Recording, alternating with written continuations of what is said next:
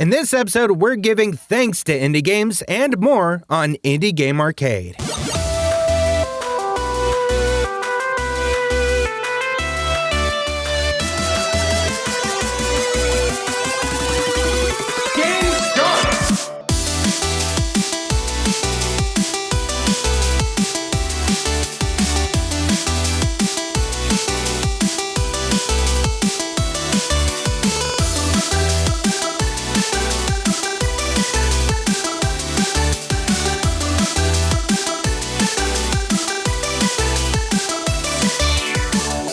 Welcome back to Indie Game Arcade, a podcast that deep dives into the latest and greatest indie games, but we're doing something a little bit different today, and we'll explain why. But first, I'm your pumpkin pie-loving puzzle solver, Chris. And I'm your turn-based turkey gobbler, Joseph. We spent no time before the episode coming up with that. That was off the cuff, you know? Yeah, you came up with that one, and I stole it from you because I liked it. Yeah, it's Thanksgiving. We are having to double up on episodes. So we're recording this week and next week, all in the same sitting right now, the same session. So we were like, let's make it fun. Let's do one fun one for Thanksgiving. Because then I'm going to be traveling all around the place. Like I'm a turkey on the run from a chef. A chef who is ready for Thanksgiving. I don't know. I got nothing for that. Hey, well, what is your favorite part of Thanksgiving though? And obviously we're talking the American Thanksgiving because that's what it is, and we're American. If you haven't figured that part out, we're loud and dumb. So for me, I think my favorite part, if we're not talking specifically food, then this is one of the only times in the whole year that I get to see not all, but a ton of my very large extended family together. And, it's one of those things where you see everybody, you're like, oh, we should catch up more. We should hang out more. And you never do. But at least there's always Thanksgiving to have a just big, mini family reunion. Yeah. And that's what I look forward to, honestly. Part of that white lie of we should get together sometime, but in your head you're like, I really don't want to get together, but I know that I'll still see you next Thanksgiving, and that's enough for me. Yeah. Just please live long enough, especially my elderly family, to make it to next Thanksgiving, since we probably won't see each other until then. That's my only request. That's what I'm thankful for, the people who have survived to see me again. I think my favorite part is just pie. I like pie. I'm a simple dude. I just really like pie. I don't eat pie almost any other time of the year. And this is an excuse to eat way too much of it. So there it is. I live semi near Emporium Pie, which is the best pie place. Oh. And so therefore I always have pie at my disposal. And once fall hits, or near fall hits, that's when the best pumpkin pie I've ever had comes out. Are you going to be partaking in the Baja Blast Mountain Dew pie that Taco Bell has created? No, and they're only selling it around your neck of the woods. So Callie had it. Ew, did she really? That's enough for me. Yeah, she loves Taco Bell. Oh, gross. Okay. But she said it was terrible, but she had to try it. Okay, good. I need to break that news to someone. Those of you listening that have followed us for a long time through all the other stuff from Nerd Sloth, our old colleagues from A Little Spooky,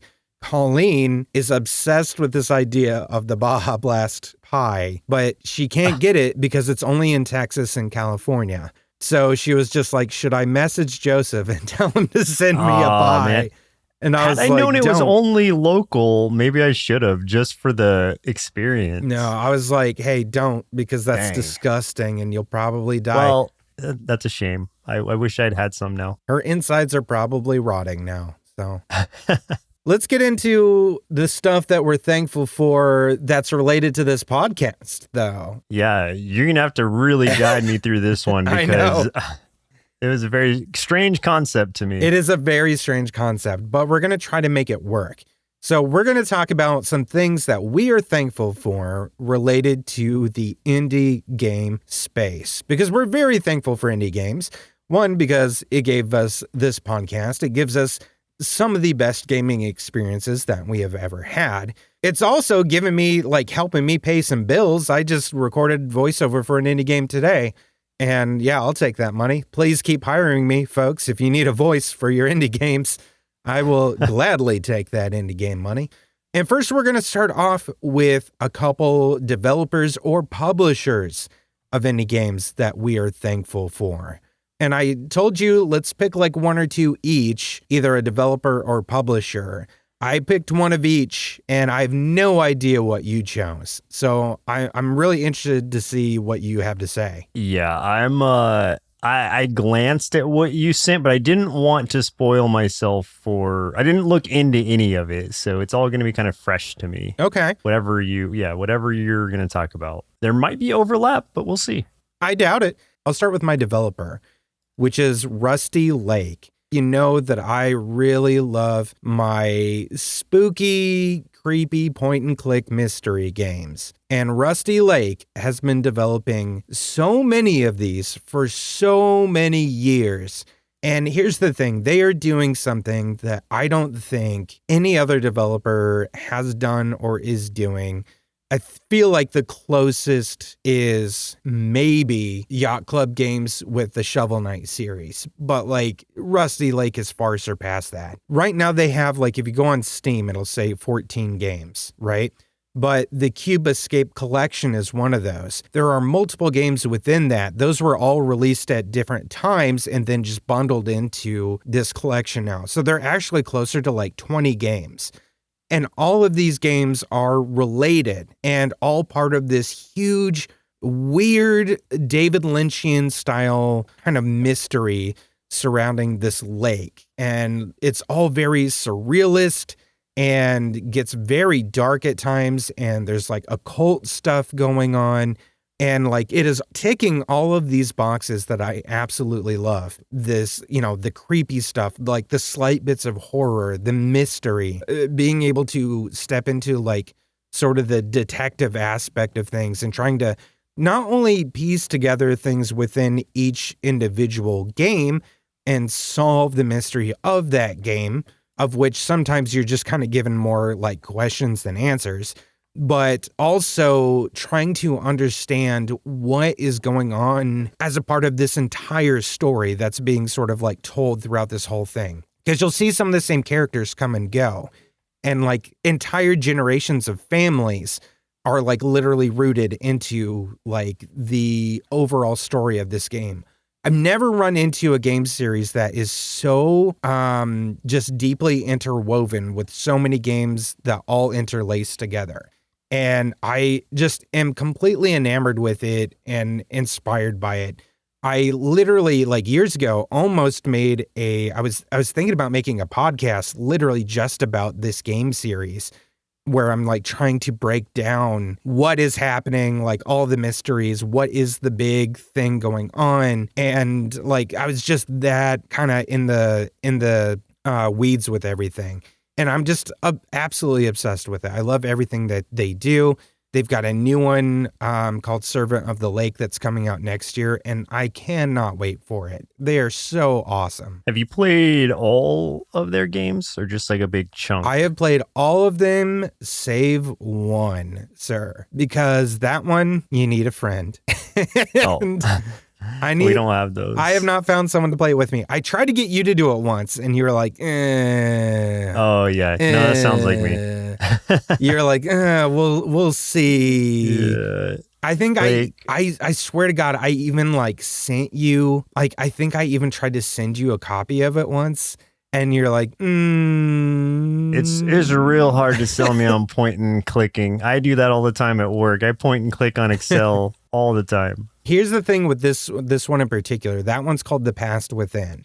And with what this one is kind of like an escape room kind of thing where you're kind of you're in a room, you're looking at this box, and there's different things to manipulate and puzzles to solve and stuff with it, right? The thing is, one of you is looking at this room and this box in the past, and one of you is doing it in the future. So you are having to like talk back and forth to each other through like, something like this, like Discord or whatever, and kind of like help each other figure out what you're seeing and talk through it. Because you are never going to see what the other person sees. So that is a very interesting aspect to me. Yeah, that seems like some of the stuff that's like, you need to disarm the bomb. What bomb? I don't know. Turn the dials of the clock to 12 o'clock. Instead, it's more like, okay, I see the image of a bee. Like, wait, where do you see an image of a bee? It's on a screen, and now it's smoking. There's smoke coming out of it. Okay, this hatch opened. There's a bloody hand inside of it. What do I do with the hand? What bloody hand? The bloody hand's holding a shrimp. So, any of that would actually make sense for this game, and I'm not kidding. Well, I mean, that's interesting for sure. I might get you then. Am I going to get you? Well. That would be something that the way I would have to play is if it were recorded. So I would be making content out of it. I don't think I would play that just to play it. You heard him here. I'm going to do it. I'll send it to him again. We're going to get you. I'll get you on there. All right. I've got all of the other games in this series recorded. I just haven't gotten this one recorded. So that would be the end. Oh, yeah. Then you could cap it off, finally. Got to do it. What about you? What's one of the ones that you are thankful for? One of the first ones that came to mind was Supergiant Games. Oh, and okay. I say that because this is the studio that we have to thank for games like Bastion, Hades, Hades 2, most recently. And specifically Hades and Hades 2 are why I'm thankful for this studio, because this is the polish of these games is just something you do not see in every indie game. Not to say that, some don't have that same amount of quality, but the quality is amazing. The voice acting is just on point. The depth of the games that they create are usually, the bar is high for how much there is to do as far as roguelikes go. If we're talking just Hades or Hades 2, it rewards skill, but it doesn't hold back on the story if you're not, beating it every run or something. You're always progressing. It's like it takes roguelite to in a very literal sense, because it is always pushing you forward. You never really feel stuck. And even a loss in a game like that still moves the story forward, and you still get some unique dialogue. I have played, I don't know how many hours of Hades and now Hades 2, and I don't think I've ever seen the same dialogue twice, especially not Hades 2. Like, that one's even bigger, which is crazy to me. And I still haven't even beaten the full thing because there's just so much you have to do. So every time I get finished with the run, something new is happening. Someone new is talking to me. The studio itself it does, as far as I know, everything in-house. So the art, the writing, the voice acting, the music, all of it is produced by, I'm sure they bring people in from the outside, but it's all done internally, and it is treated with such love and care that I just respect the hell out of that studio for what they've done, what they have brought to the table, and what they're still bringing to the table. As far as just games go, or as far as roguelikes go, Hades and Hades 2 are just top tier. If you're ever just going to jump into them, even if you don't think you like roguelikes, you need to play those games, even if you're just doing it for the story or for the artwork or the music or the voice acting. There's so many reasons. And just as someone who is very big on mechanics myself, I just love the way that Hades and Hades 2 feel. They just feel good to play, which is why it's hard for me to ever be upset, even if I lose a run or something like that. And that just takes someone who is giving the game the care that it should be getting, and telling a story that's so compelling that you want to keep trying and you want to keep pushing forward with it. So yeah, this is basically just turning into a Hades 2 talk, but as far as studios go, that's one that really stands out because they just deliver such quality. Yeah, they really have never missed because I mean, you look at like the other games too beyond those. You mentioned Bastion already, but you've also got Transistor and you've got Pyre there. All of those, fantastic games, like 9 out of 10, 10 out of 10 games. They make games that challenge you, that reward you, and respect your time, which is, as like someone who's busy a lot, I really, that's huge for me. I can just jump into a quick round of something and not feel like, oh my God, this is taking forever, and just not get tired of that loop. So yeah, it just feels like it was handcrafted with love, and I really appreciate that. Hell yeah.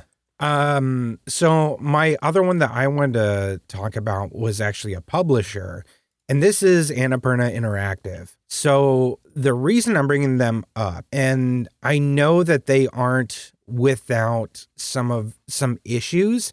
Like I know they went through a thing like last year and a lot of layoffs and stuff, but just as a publisher that brings, pushes forward a lot of indie games that are very built around art and beauty and story. That is one of my I think they probably are my favorite publisher as far as that goes. Because I look at like some of the games that they've had, and some of these are like, when you think about them in the echelon of indie games, they are famous games. Like What Remains of Edith Finch, Flower, The Unfinished Swan, Outer Wilds, The Artful Escape. In more recent years, like Stray was like a huge one. Cocoon, which was, won awards not that long ago. They are really, really good at pushing forward developers that are putting gaming as an art form ahead of everything else. And I absolutely love that. This is like the kind of games that I get the most enjoyment out of playing. From that aspect of each time I play a game like this, I feel like I'm experiencing something that has the potential to change something about myself.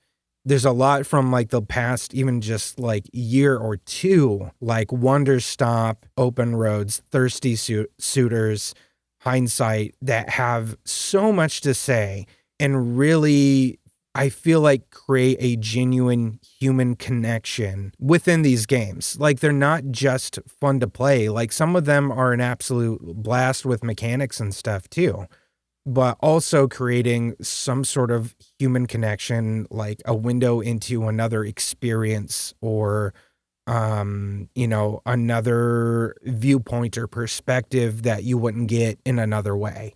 So yeah, I am extremely thankful for this publisher because so many of my favorite gaming experiences have come specifically from them. I guess if we're talking publishers, I'd have to go to Devolver Digital because they're a group that publishes the weirdest games at like the highest quality, or just takes Yeah. chances. It feels like if I see Devolver Digital in the publisher section of a game, I know at the very least it's going to be interesting. It seems like they're kind of synonymous with like letting small studios make just the weirdest thing they can come up with, and that's kind of hit or miss sometimes. But for a ton of the games that I've played that have come from them, they've just been hits. Like Cult of the Lamb,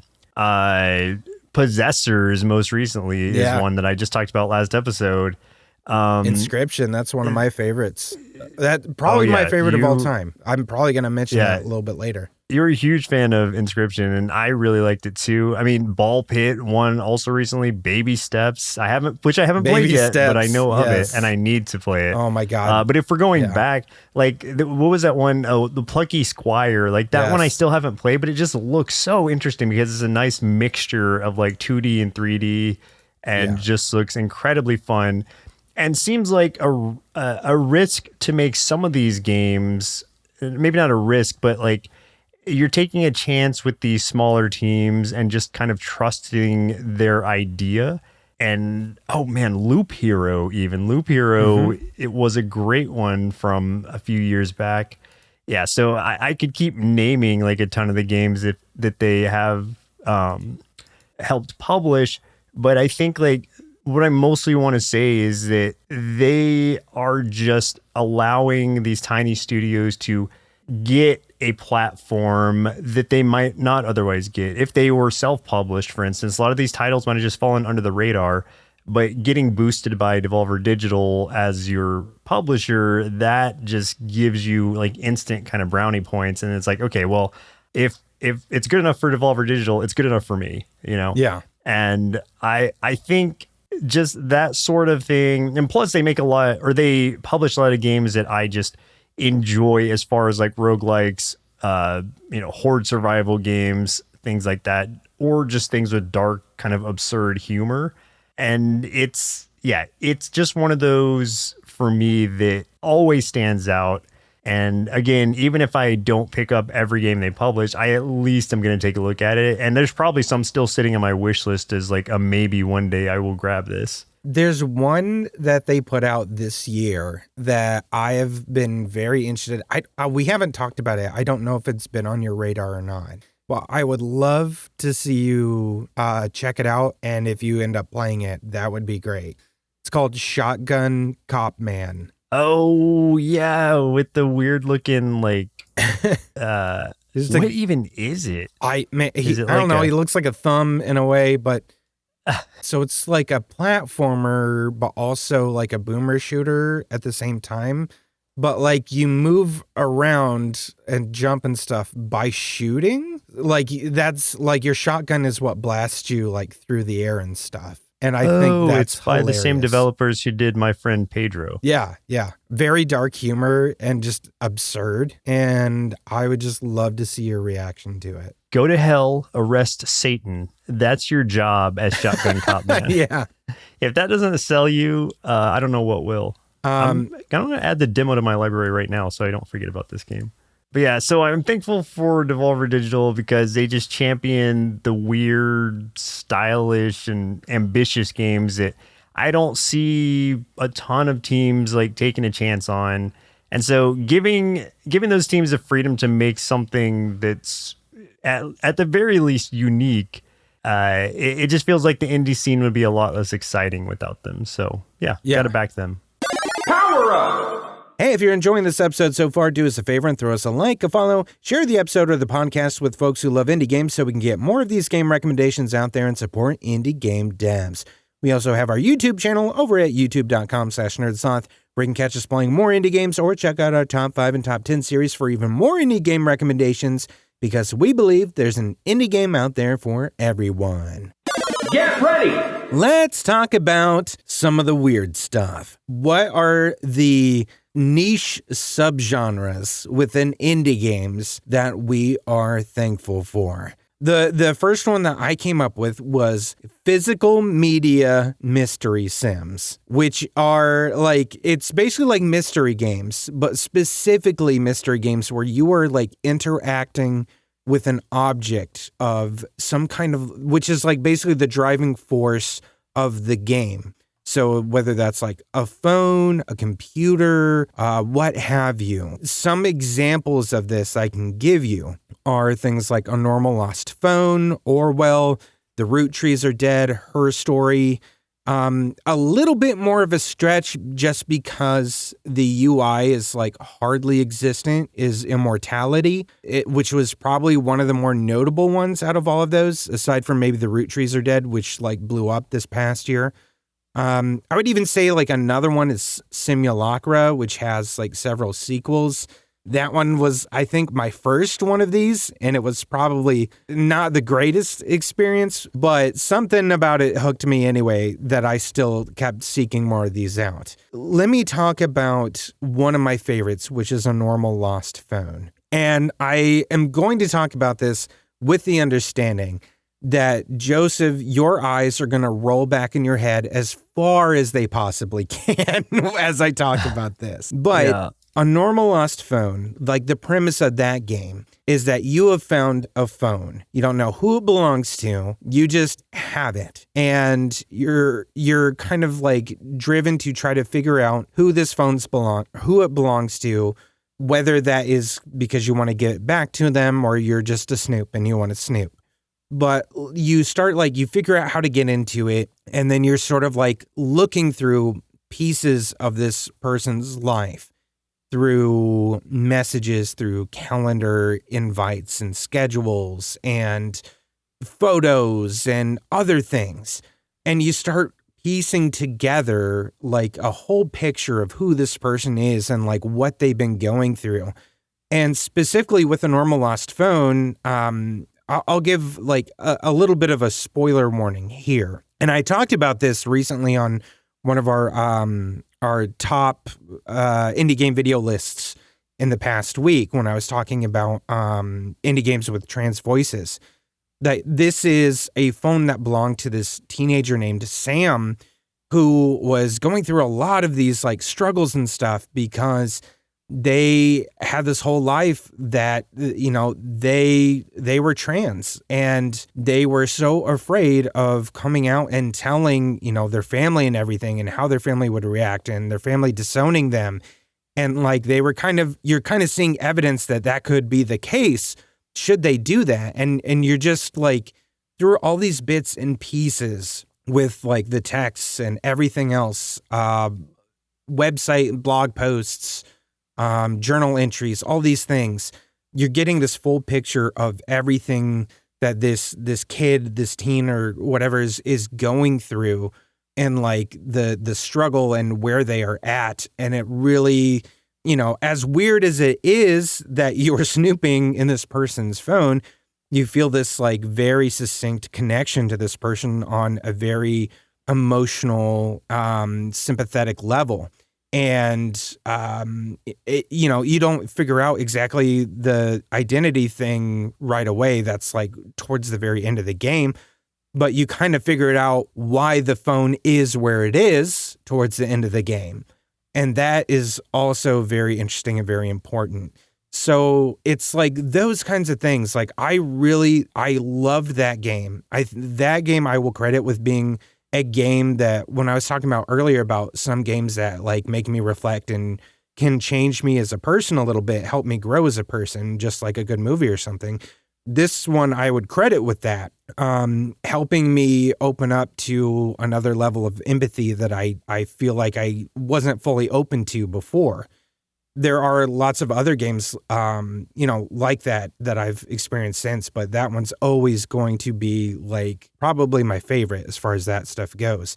But I like the idea of a game where you are manipulating something like a phone or a computer and like trying to piece together a situation or profile a person or something through all of these different bits and clues.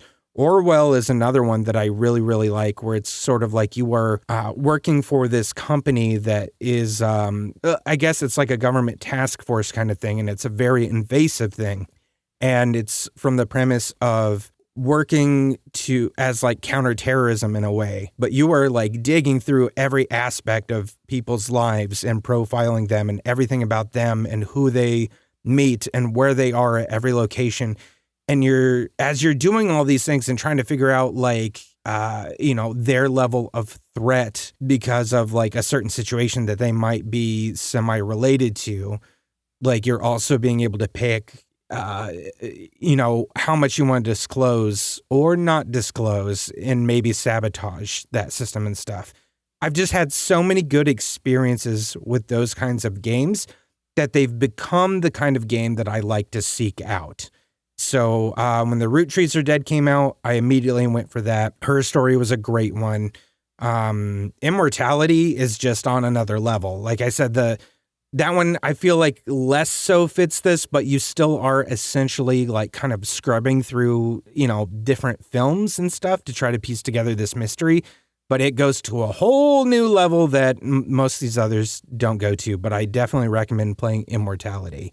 But yeah, this is definitely one of my favorite weird niche indie game genres for sure. Okay. Well, mine's going to come from a much different direction because, like you said, I kind of glazed over for a lot of that. I knew that. Because for me, I don't even know exactly how to label it, but a game that I really enjoyed and then I kind of like chase after that same kind of thrill was Kill Knight from was that last year or is it either 2024 or 23? No, it was last year. I thought it was this year. No, it was definitely last year. Okay. Yeah. So 2024. So Kill Knight, the subgenre, if I were to label it, I guess like its tags are just like,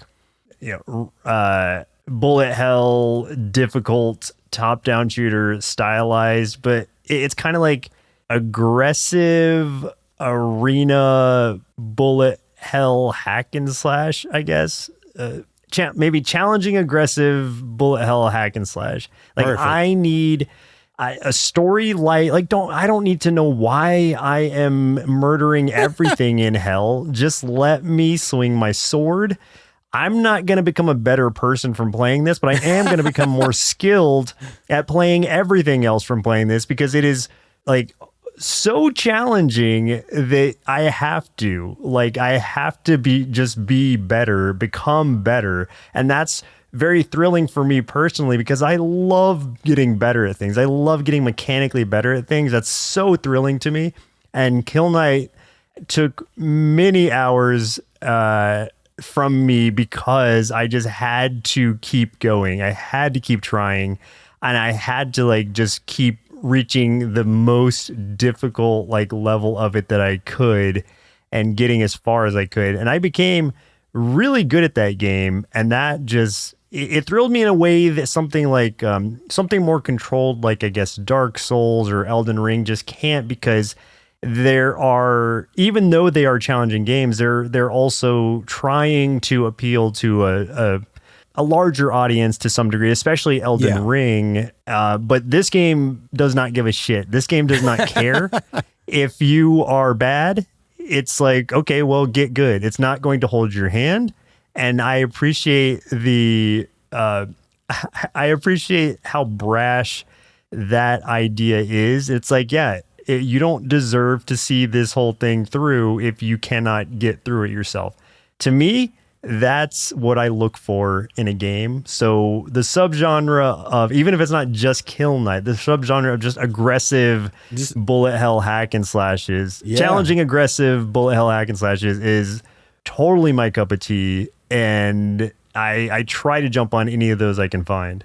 I mean, I'm not surprised in that, especially when I think watching you, because we've watched each other play games for years, and some of the most fun I've seen, like seeing your face light up, is when you were playing some of the most difficult games.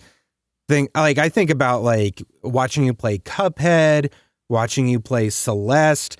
You spent 2 hours on that final level of Celeste, and like as frustrating as like it was as you were doing it, you had the biggest smile on your face by the time you were done. So like, yeah, I totally get that. Yeah, it just feels like, for me personally, it feels like an accomplishment in a way that makes it hard for me to play just games that are just stories, because it's not challenging me in any way. I'm not getting mechanically better by just clicking or pushing forward. And so I can appreciate those kind of games, but I just know I can't play them because I won't be able to see them through in the same way that I would something that has just a really high skill floor. Yeah, we've covered that before, I think, where it's like you and I have like completely different needs fulfilled by the games that we play. Like you are very, very much in that realm of needing that like sort of like quick reflex sort of challenge with like mechanical skill floors and stuff being tested. Where for me, it's all about my mind and like how I can reflect and grow like mentally and emotionally. Like that is where I tend to gravitate towards with games. Like I tend to like those games better because to me, I feel like it can transcend into like other parts of my life. And that's just like, it's very, very different needs and outcomes and stuff that we seek out. So yeah, which is why it's nice doing this podcast, because I feel like we cover like a very large swath of games coming from two different completely aspects of it. It's interesting sometimes because I feel bad that I'll never understand your games in the way that you'll never understand my games to some degree. And I just hope that some of the audience listening can understand both sides of it, or we at least have a large enough audience to be able to like appreciate both sides, because that's all I got, man. Yeah, I think there's always that chance that we'll find some good crossover here and there. But where we won't find one is probably the next subgenre that I'm going to talk about real quick, which is cute games that are actually horror games. Mainly, and this is going to go somewhat philosophical again, but this is coming mainly from a place of subversion. I love subversive experiences. That is one of my favorite parts of being a gamer. Inscription was like, I think my first big aha moment where I understood that subversion was something that I was attracted to in storytelling and games and stuff. Because it, like, for those of you who haven't played it, I'm not going to like completely spoil it, but you think it's one thing and it completely changes on you, and then it does it again. And if you've paid very, very close attention, you'll know it did it again. And most people won't have ever seen that part. It is the most subversive like gaming experience I think you'll ever see. However, like that fed into this whole idea of like loving games that are essentially a lie. Almost like, Portal, the cake is a lie. In this case, it's the game. The game is a lie. I think the biggest impact of any game that's had on this idea is probably Doki Doki Literature Club. That came out in like 2017, so that came out even years before Inscription did. And what's interesting about that is I feel like it was not until recently that a lot of other games started to follow suit with Doki Doki. Because recently we've gotten games like Me-Side and Pocket Date, which are very, very similar because they still use some of the kind of the aspect or angle of like the anime girl sort of idea in some way. Both in very different ways, but like using the look of like an anime girl, that being a very, unsuspecting kind of thing, and going very horror with it. But I played both of those and I absolutely loved them. I think especially, Me-Side was just an insane experience that did all kinds of things I didn't expect. But Pocket Date too, because that one was just so weird in that, like, every time you thought you had seen all there is to see, like, the game would let you think that you finished multiple times. And you just kind of had to keep poking and prodding at that game, sort of in that way that, like, I weirdly got compelled to keep playing Vampire Survivors just because, like, the idea that I knew there were secrets. The same was with Pocket Date, and I was just like, there's something else here. I know there is. And I just had to keep trying stuff. And every once in a while, all of a sudden, something would happen and something new would open up. And I'm like, oh my God, no, there is more. I knew there was more. And then start going down that rabbit hole. But it took so much effort to do that. But I love that about those kinds of games.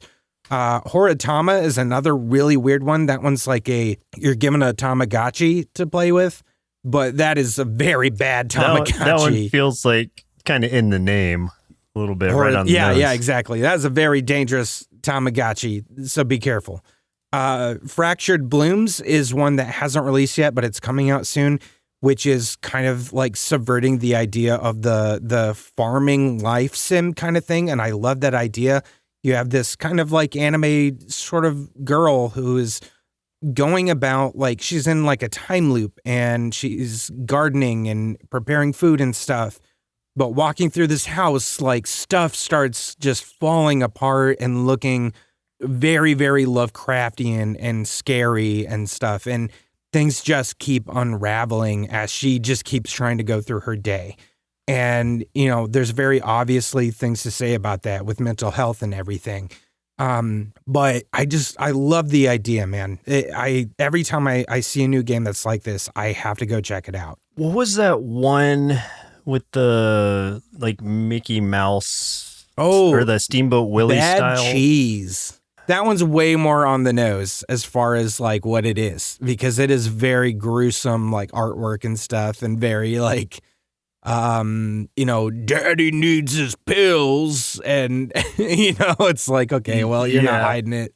I guess, but it just felt like there could have been some subversion there had they handled it correctly. I just don't know if they just were too in your face with the whole themes of it. Yeah, that one was very in your face. I think there honestly is a little bit of a story if you really put thought into it. I do think the game has something to say about child abuse. And the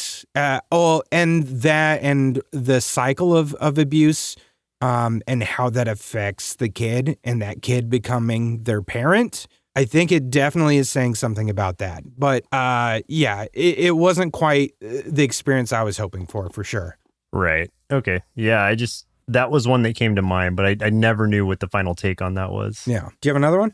Yeah, for me, I think, and this one was like a surprise to me that really I only discovered maybe within the last like couple years that I like was a super fan of. Honestly, like 2024 was a year of discovery for me, because I think one of the first ones I played of this type also came out last year, which was, so the subgenre is dice manipulation roguelikes. Yes.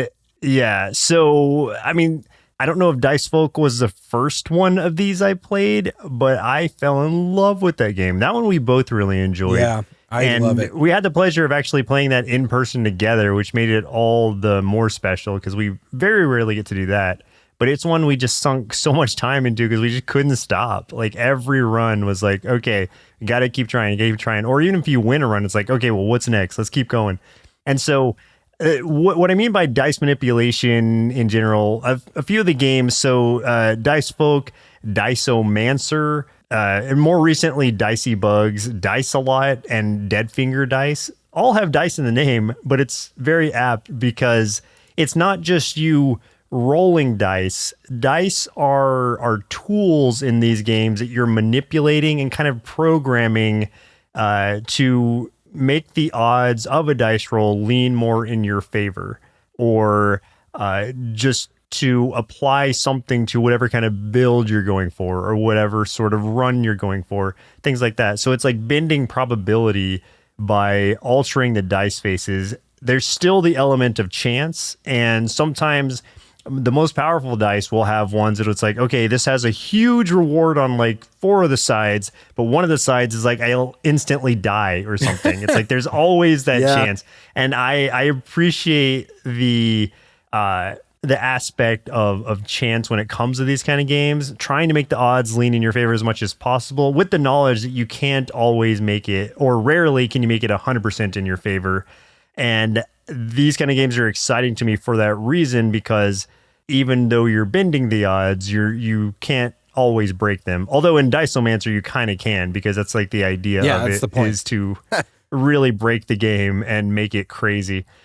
So yeah, I love games that kind of reward you for thinking like a couple turns ahead, or for starting down a path where you're like, okay, I want to make sure I only roll odd numbers, or maybe 3s are what I'm shooting for. Let me go for that. Or in the case of like Dice Folk or Dicey Bugs, it's like, all right, I want a lot of my dice to be either straight attacks or to have some kind of like stun element to them or something. So all the faces of my 6-sided dice will be something that will help me, carry through with whatever kind of build I've been going for.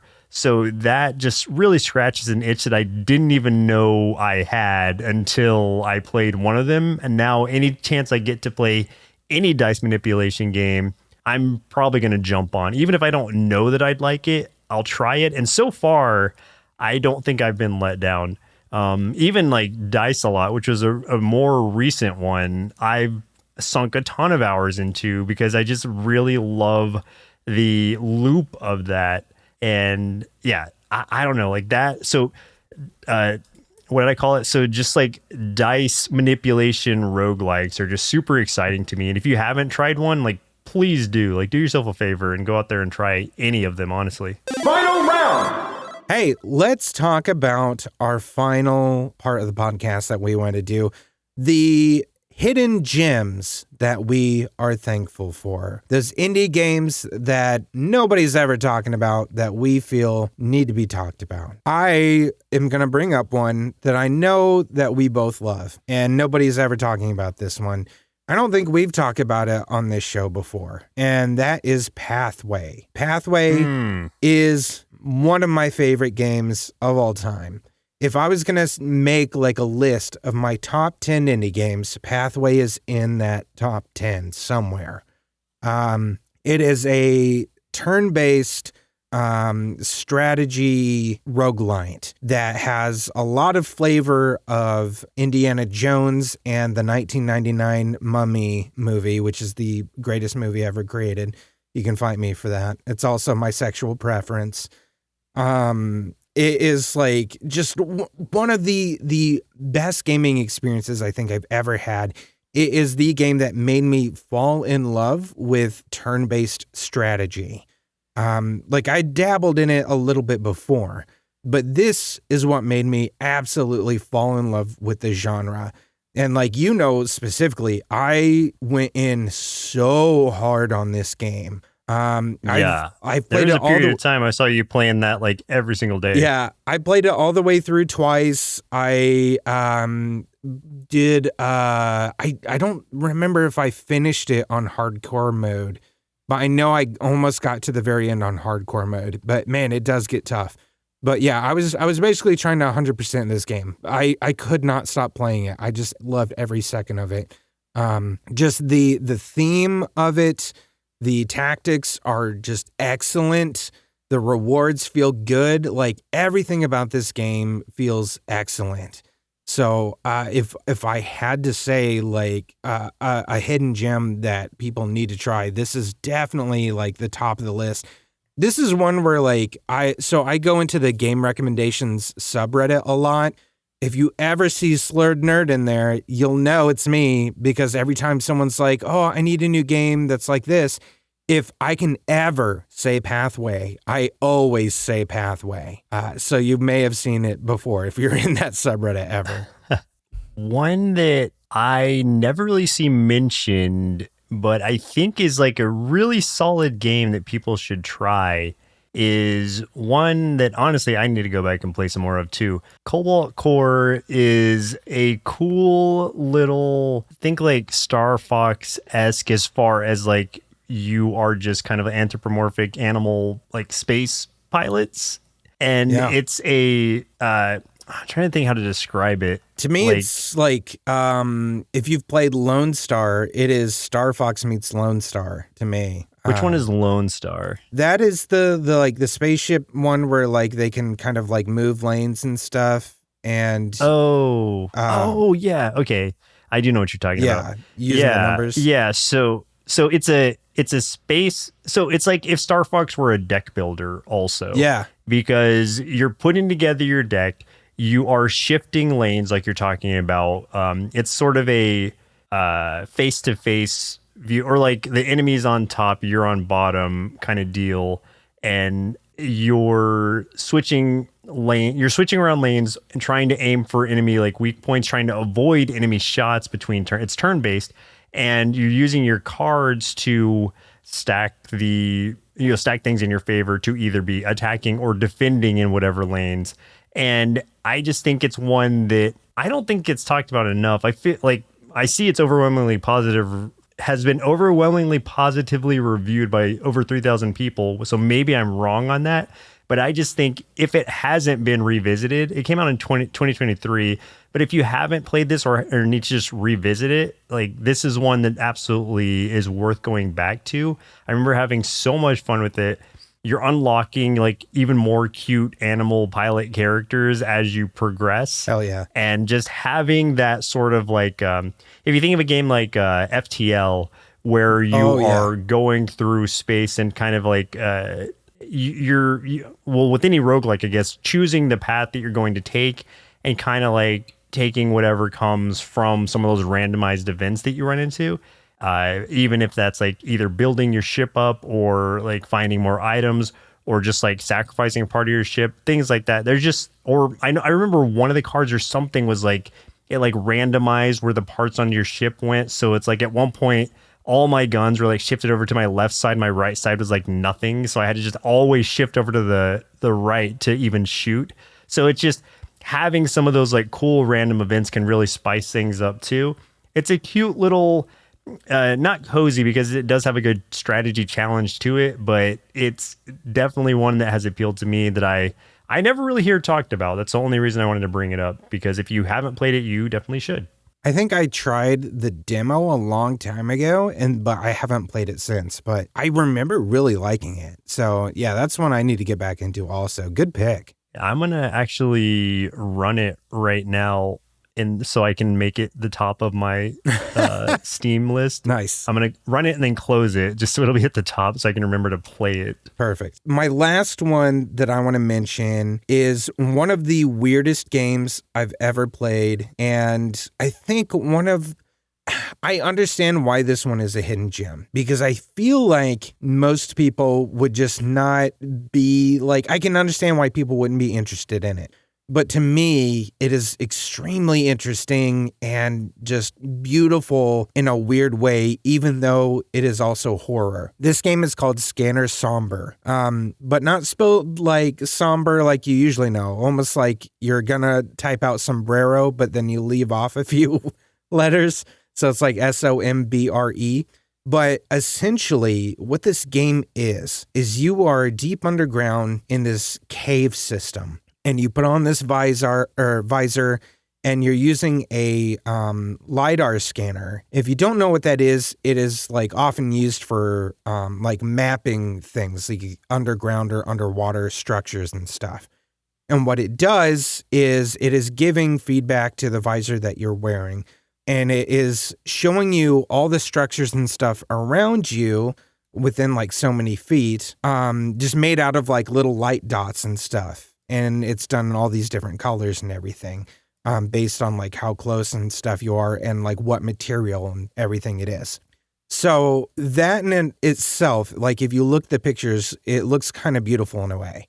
But like what is interesting about this game, and it is very short, but like as you start going deeper and stuff into this cave, you are not just finding like cave things. All of a sudden you start like seeing like structures and stuff that like aren't supposed to be there, and you'll start hearing noises and stuff, and you turn around and you start like scanning that bridge that you just came across, and like you can see the shape of a person back there, but like nobody's talking, and you're down there by yourself and you don't know why that person's there. And it starts getting so creepy, and I absolutely love it. Especially you get farther, you start seeing like things that look like the ruins of some sort of like ancient pagan temple or something. And there is a part in there where you can encounter some kind of enemy. And it is one of the scariest things that ever happened to me playing a game. So yeah, this was such a fun experience. It's like one of those ones where, you know, this was a game that I just found on a whim. I had never heard anybody talk about it. I just saw the photos. I read about what it was. And I was like, yeah, this looks interesting. I got it really, really cheap on a sale. It's only $6.99, you know, regular price. But it is by Introversion Software, which made some of the most important indie games of all time at the time, like Darwinia and DEF CON and stuff. Some of those were the games that really put indie games like on the map, long before things like Cave Story or anything like that. So anyway, I was just like, okay, yeah, I'll give this a shot. I'll see what it's all about. And like, I haven't forgotten it. Like, I probably played this, over 5 years ago. And like, I still think about this game all the time. It was just such a surreal experience. That looks like one that came out recently too, just as far as like the dots go, or the pixel kind of scanning thing. So, I can't remember what the more recent one is called. Yeah, there was another LiDAR style game that came out recently, and yeah, you're right. I don't remember what it is, but if I can find it, or if anyone can send us an email or something, tell us what the name of that is. I would love to know, because I might want to check that out.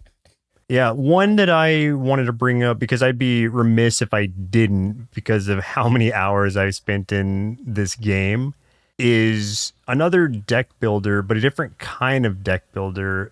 A lot more story driven and super interesting in that you can choose the paths that you're going on, but they are almost always static in a way, which is odd to say when it comes to a roguelike, because you're used to randomized as you go through, but it really works for this one. Knock on the Coffin Lid is such a good roguelike game that I think I like, honestly, it only has like a little over 1,000 reviews. Yeah. So that to me just means that not enough people have either heard of it or have tried it out. I just think it's definitely worth it. It's one of those where you almost get your little, just like your soul's kind of style thing going on, where you get to like dress up your character as you go through and collect different armor. You've got armor sets that you're equipping. They have different abilities as you equip more pieces of it. There is just really interesting story going on behind it. There are people that you can ally with that will change the whole course of the remainder of your run. And there are just so many different kind of endings and things you can get from this. And, obviously the first ending isn't going to be your final ending, because there's much more to uncover and so much more to do in this game. You're on it's sort of like a medieval style where you're playing initially as just a knight who has died and was brought back to life. So knocking on the coffin lid in this case is what's awakening you from death. So the loop is every time you lose a run, you'll just hear that knock on the coffin lid, you'll come back to life, and you'll go back out for to try to like ascend to the throne of the Northern Gate or something to that effect. But it's like going through this whole process. You've got your knight character. The next character you get is a werewolf. And that's a really fun. I love playing as this guy, because you have to really balance like, okay, do I want to stay in werewolf form more, or do I want to be in my like elf form? Because there are benefits to both depending on the style you're going for. The third character is like a huntress. So she has I believe she had a boar with her. Maybe you can change the kind of animal you have with you, but she at least starts with a boar. And so now it's like, all right, now I've got two characters that I'm fighting with immediately. So do I build more into my archer, or do I go and just like make the beast like the strongest part of this deck? And that's what it is. As a deck builder, you're trying to just style your deck to make it where you're optimizing things for whatever kind of builds you want, knowing kind of not necessarily knowing exactly what's coming. And you can choose different paths, but it's like you can kind of set yourself on a path where you're like, okay, I know down this path are these certain enemies, so I need to be prepared for that, because if I'm not, I'm just going to get absolutely crushed. And so it's just fun playing around with that. And I love the art style too. That's like really good. This is one that I think it actually just recently came out. Has it come out yet? I know it was going to come out with an expansion. If it hasn't come out already, then it's going to either soon or no, it did because I bought it. The Nightmares of Melanus. Yeah. So that did come out. And so, yeah, it's got the expansion now, and it's 100% worth playing if you like roguelikes and haven't tried it out. It's one that I just don't really see talked about much or mentioned a whole lot. And I I personally, this is one of my favorite deck building roguelikes. So I would recommend this to anybody wanting to try out that subgenre. Yeah, and it looks like the devs are pretty responsive too. They just did like a full rebalance or announced a full rebalance of the first character that you get, Percival. So they're definitely listening to feedback. Constant updates on my like Steam feed from Knock on the Coffin Lid. So it's like it can never leave my purview because the devs are constantly making updates, which is inspiring that they are still on top of it. Absolutely. Hell yeah. Good on them. This game came out in also 2024, weirdly enough. But please try this out if you have not and you like deck builders. Hell yeah. It's going to be well worth your time. So this was our indie game Thanksgiving episode. I feel like we said thank you, and we are thankful for a lot of indie game stuff. Lots of games, lots of developers and publishers. But we do also have to say we are thankful for you, the listeners. Not you, Joseph. Like, fuck you. But I am thankful for you, buddy. I remind you all the time.